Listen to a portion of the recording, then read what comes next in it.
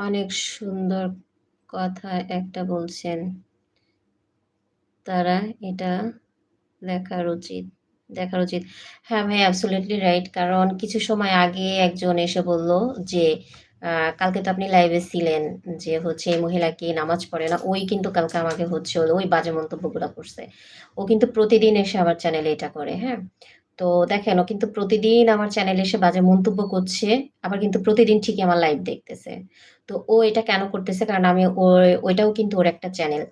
এইটা করার কারণ হচ্ছে একটাই যাতে সবাই ওর চ্যানেলটা সবার চোখে পড়ে, সবাই ওর চ্যানেলটা ভিজিট করে। ওর মূল উদ্দেশ্যটা হচ্ছে হলো এইটা। বুঝতে পারছেন?